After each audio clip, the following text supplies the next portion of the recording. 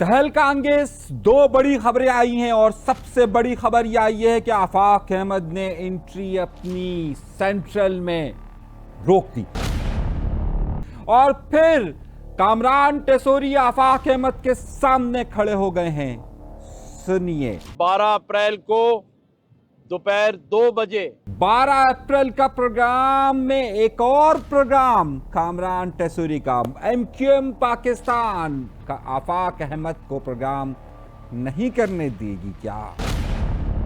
और पाकिस्तानियों के लिए एक बुरी खबर, खास तौर पर सऊदी अरब से क्या खबर आई है, ये भी प्रोग्राम में जरूर शामिल करेंगे। कल बलूचिस्तान के अंदर क्या होने वाला है, एक बड़ी ही खतरनाक खबर जो आ रही है, वो भी आपके सामने रखना है।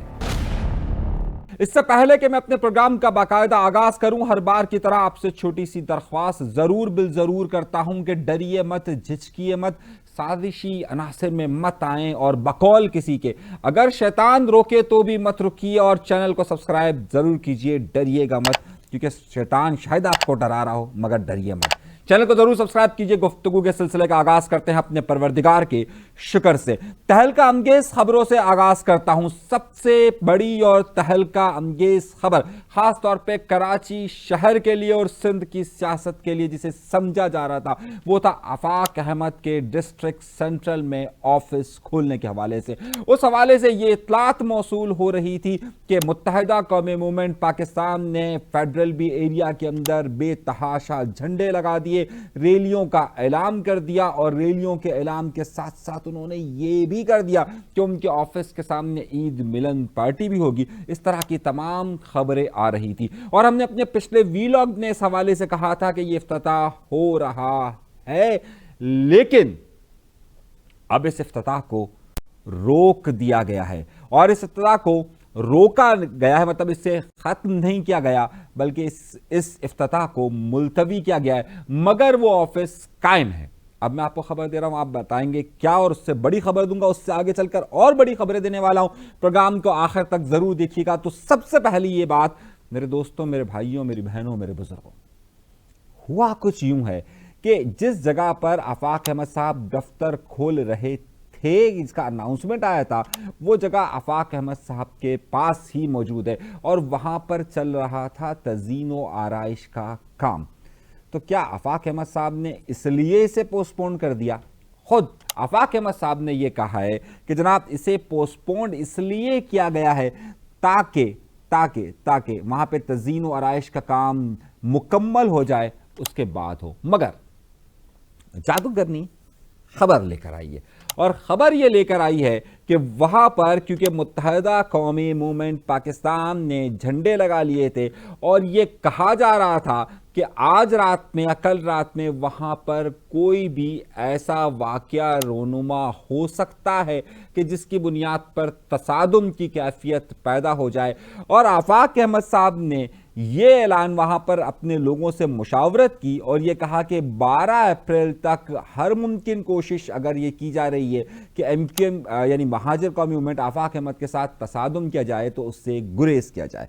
यानी कि 12 तारीख, आपको याद होगा कि चांद रात को, यानी कि 30 तारीख और 31 की दरमियानी शब को भी उनके बहुत सारे पोस्टर्स को जलाने की इतलात मौसूल हुई थी और उसकी वीडियोस भी वायरल हुई थी। उस वक्त भी मैंने आपसे कहा था कि बिल्कुल माहौल गर्म था, लेकिन उस वक्त आफाक अहमद साहब की तरफ से अनाउंसमेंट यह किया गया कि किसी भी तरह का रद्द-ए-अमल ना दिया जाए। बिल्कुल इसी तरीके से जो जादूगरनी खबर लेकर आई है वो तज़ीनो आराइश तो नहीं हुई है, यकीनी तौर पर वहां पर अभी कलर वलर नहीं हुआ है, प्लास्टर नहीं हुआ था उसके जहां ऑफिस को खोल रहे थे। लेकिन ये वजह के साथ साथ जो दूसरी बड़ी वजह ये थी, आफाक अहमद साहब इस वक्त उनका सारा का सारा फोकस है 12 अप्रैल पर, लेकिन इस 12 अप्रैल के दरमियान में कोई आ चुका है और तहलका अंगेज खबर मैं आपको देने वाला हूं। लेकिन उसके साथ साथ ही एमक्यूएम पाकिस्तान ने अपने तमाम हथियार निकाल लिए हैं इस वक्त आफाक अहमद साहब के खिलाफ। मुस्तफ़ा कमाल साहब से एक तकरीब में जब पूछा गया तो उन्होंने क्या जवाब दिया, जरा 20 सेकंड का ये क्लिप सुनिए तो आपको अंदाजा हो जाएगा। सियासी पॉइंट स्कोरिंग सियासी अपना कद बढ़ाने के लिए हम ऐसे इस्तेमाल, इस हादसा को अपने सियासी कद बढ़ाने के लिए हमें इस्तेमाल नहीं करना। तो आपने क्लिप सुना, उसमें वो ये कह रहे हैं कि जनाब ये जो सियासत हो रही है इसे हम कबूल नहीं करेंगे, और यही बात यहाँ पर हुई। लेकिन आपको मालूम है कि एमक्यूएम पाकिस्तान में इख्तलाफात की जो खबर मैंने आपको दी थी कि लोग नहीं जा रहे, उसकी तस्दीक खुद मुस्तफ़ा कमाल साहब ने कर दी और उन्होंने कह दिया कि हाँ इख्तलाफात हैं लेकिन इस नोयत के नहीं है। ये खबर भी सुनिए। एक घर में हो या किसी एक ऑर्गेनाइजेशन में, वहां पर सोचों का इख्तलाफ होता है। कभी भी एक आदमी दूसरे इंसान की तरह जो है उस जैसा ही नहीं सोच सकता। तो अब आपको ये खबरों का अंदाजा तो हो गया कि हमने जो जो खबर आपको दी थी वो बिल्कुल ठीक साबित हुई, मगर अब आफाक अहमद साहब के प्रोग्राम के दरमियान में कुछ और मसाइल शुरू हो चुके हैं, और बड़े ही खतरनाक मसाइल, और उनके खिलाफ यानी उनका जिस दिन जिस वक्त प्रोग्राम होगा उसी वक्त कुछ और लोगों ने अपने प्रोग्राम का आगाज कर दिया है। और वो कौन है, उससे पहले कि मैं आपको बताऊं, जरा सा आप ये भी सुनिए कि बंद लफ्जों में आज कामरान टेसूरी साहब ने जो अपनी 18 मिनट की गुफ्तगू यूसुफ गोट के अंदर की है, उन्होंने तमाम के तमाम हमले आफाक अहमद साहब पर किए। और इस पूरी गुफ्तगू में जो आपको मोड़ नजर आ रहा है, यानी आप ये जरा सुनिए तो आपको अंदाजा हो जाएगा कि वो क्या कह रहे हैं। कई लोगों की सियासत सिर्फ खून रेजी की वजह से चमकी है, भाइयों को भाइयों से लड़ाने की वजह से चमकी है। अच्छा, अब आफाक अहमद साहब के प्रोग्राम के खिलाफ कौन प्रोग्राम कर रहा है और उसी दिन किसने प्रोग्राम रखा है, ये मैं आपको आगे चलकर बताऊंगा। लेकिन उससे पहले मैं कुछ और बड़ी खबरें आपको देने वाला हूं। जिस तरीके से 6 तारीख को यहां पर एक दमादम मस्त कलंदर की इतलात आ रही थी कि आफाक अहमद साहब की एंट्री हो रही थी, और उसके साथ साथ यहां पर मुत्तहिदा कौमी मूवमेंट पाकिस्तान के झंडे भी लगाए जा रहे थे, तो आपको समझ में आ रहा था कि वहां क्या हो रहा है। बिल्कुल इसी तरीके से 6 तारीख को जब आप ये प्रोग्राम शायद देख रहे हो, उसी दिन 2 बड़े वाकयात और होने वाले हैं। और एक वाकया होने वाला है सिंध के तमाम कौम परस्त जमातों का पूरे सिंध के अंदर धरने देने का अनाउंसमेंट। अब ये धरने यकीनी तौर पर अहमियत इख्तियार करेंगे, और इसलिए अहमियत इख्तियार करेंगे कि इस हवाले से कराची में भी कई जगहों पर धरने दिए जाएंगे, सिंध के तमाम अजला के अंदर धरने दिए जाएंगे। और उसके साथ ही एक बड़ी खबर यह है कि एक धरना खत्म होने वाला है, और वो धरना कैसे खत्म होगा, सबकी नजरें वहीं पर मौजूद है। मैं इस वक्त जब ये प्रोग्राम रिकॉर्ड कर रहा हूं, आज तारीख है 5, अभी मेरे पास ये इतला आई है कि कोयटा और उससे मुहल्लिका तमाम जगहों पर इंटरनेट फैसिलिटीज बंद कर दी गई हैं। और जिस तरीके से मैंने आपसे कहा था कि उसकी सबसे बड़ी वजह ये थी कि आज अख्तर मेंगल साहब की अल्टीमेटम का लास्ट डे था। 6 तारीख को उन्होंने कहा था कि इतवार को हम यहाँ से लॉन्ग मार्च को जो धरना है उसे कन्वर्ट करके मार्च करेंगे कोयटा की तरफ। कोयटा के इस वक्त तमाम दाखिली रास्तों को बंद कर दिया गया है। महारंग बलोच की रिहाई के लिए ताहाल मामला हल होता हुआ नजर नहीं आ रहा है कि महारंग बलोच को रिहा किया जाएगा। अब इस सूरत हाल में इन्होंने अपने धरने को जहां कराची में समेत पूरे सिंध के अंदर धरने लगेंगे कैनाल पर, वहीं पर अब यह मामला शुरू हो रहा है कि बलूचिस्तान के अंदर ये मामला शुरू हो रहा है कि अब वो धरना खत्म होकर कोयटा की तरफ जाएगा। लखपास पर तकरीबन 30 किलोमीटर दूर मौजूद है। वहां पर मौजूद सहाफियों से मेरी गुफ्तगू हुई है, और उस गुफ्तगू में उन्होंने मुझे वाज़ेह तौर पर यह बताया है कि यहां पर अख्तर मेंगल साहब भी तैयारी कर चुके हैं, और जो मुज़ाकराती टीम है वो नाकाम हो चुकी है। मगर मेरी जादूगरनी ने एक और इतला मुझे ये दी है, और वो इतला दी है कि सुबह के वक्त या रात गए, जब मैं प्रोग्राम रिकॉर्ड कर रहा हूं उस वक्त भी एक वफ्द अख्तर जान मेंगल साहब से मुलाकात के लिए जाएगा, और हो सकता है कि उस वक्त कोई ब्रेक थ्रू हो सके। मगर बात यह है कि महारंग बलोच की रिहाई के बगैर इस वक्त अख्तर जान मेंगल का निकलना उनकी सियासी नाकामी तस्वुर होगा। इसलिए अख्तर जान मेंगल की हर मुमकिन कोशिश ये होगी कि वहां पर जाया जाए, और अब जो कुछ भी होगा वो कोयटा के दरवाज़ों पर होगा, और वहीं पर यह सारा मामला देखा जाएगा। अभी तक की इतलात ये हैं। अब इस पर सूरत हाल बदलती है तो फिर आगे चलकर मैं आपको बताऊंगा, लेकिन ताहाल इसमें सारी सूरत हाल यही है।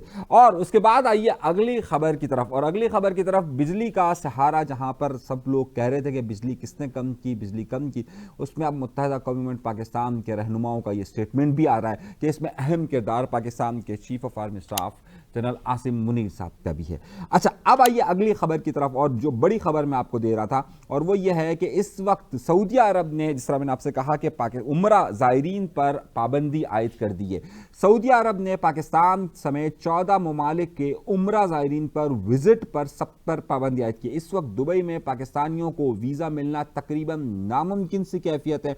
अमेरिका की पॉलिसी आपके सामने मौजूद है, और अब बारी आ गई है हमारे ब्रादर मुल्क सऊदी अरब की। जिन 14 ममालिक का जिक्र किया गया है उसमें पाकिस्तान भी शामिल है।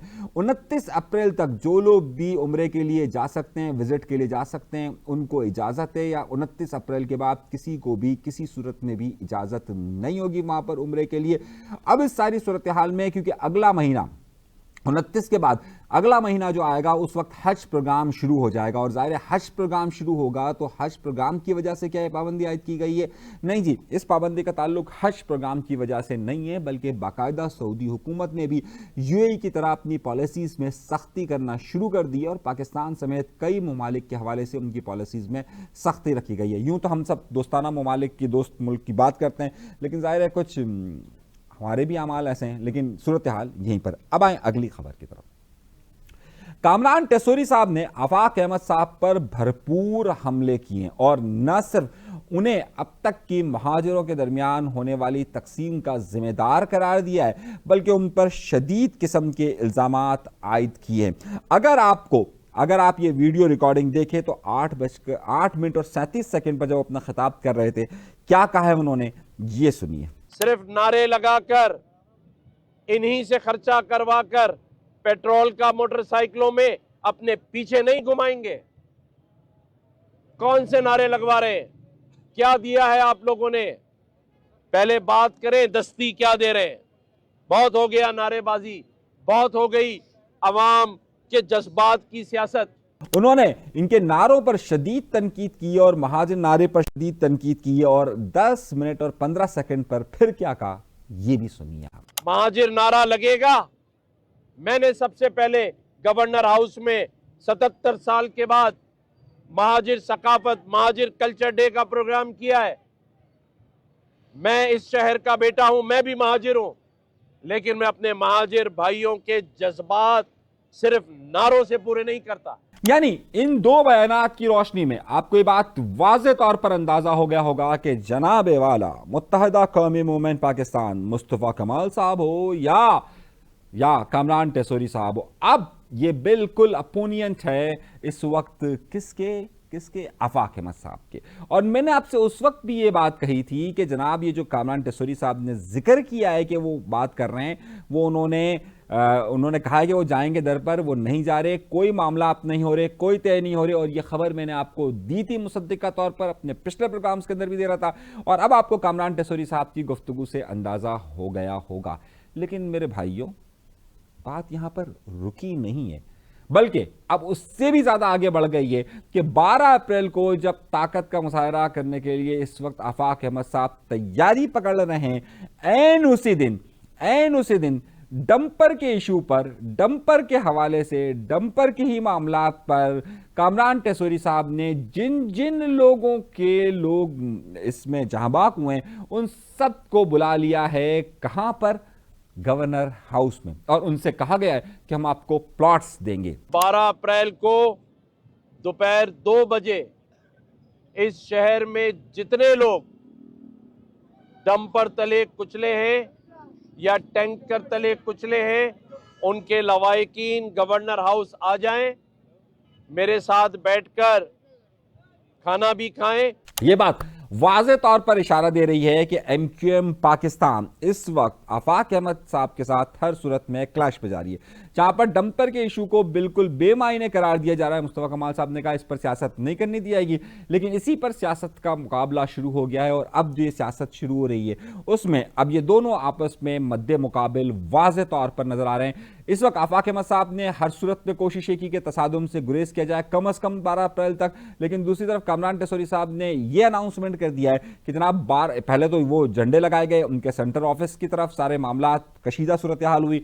उन्होंने इसको अवॉइड किया। अब जो सूरत हाल सामने आई है उसमें 12 तारीख को ही इन्होंने एक प्रोग्राम रख लिया अपने यहाँ पर कि ये भी डंपर के हवाले से बात करेंगे। अच्छा, 9, 10, 11 कोई भी प्रोग्राम रखा जा सकता था, लेकिन 12 तारीख का ही इन्होंने दिन दिया है। इसका मतलब ये है कि क्या आफाक अहमद साहब कहीं ना कहीं तो कोई थ्रेड हो रहे हैं या कोई ना कोई तो क्लैश की कंडीशन बढ़ रही है, यानी कि आफाक अहमद साहब को कहीं ना कुछ हल्के अपने लिए खतरे की घंटी तस्वुर कर रहे हैं या नहीं है। इस सारे मामलात में MQM लंदन ने अपने आप को दूर रखा हुआ है, वो इन सारे मामलात में बीच में नहीं है, यानी कि वो इस सारी सूरत हाल को अलग तौर पर इस वक्त ऑब्जर्व कर रहे हैं कि क्या है। लेकिन कामरान टेसोरी साहब ने कहा था कि जनाब वो 10 बार जाने के लिए उनके लिए तैयार है, लेकिन अब ये जाने की बात गुजर गई और गुजर गई। तो अब 12 अप्रैल को 2 इवेंट्स रख दिए गए हैं। देखना ही है कि अवाम अब किसकी तरफ जाती है, आफाक अहमद साहब की तरफ जाती है या फिर कामरान टेसोरी साहब की तरफ। लेकिन इस वक्त दोनों के विजिट्स जारी हैं। यहाँ पर यूसुफ गोड गए हैं जहाँ पर कामरान टेसोरी साहब, वहीं पर आफाक अहमद साहब शहर के मुख्तलिफ इलाकों की मार्केट्स का दौरा कर रहे हैं। तो अब देखते हैं कि आइंदा दिनों में होता क्या है।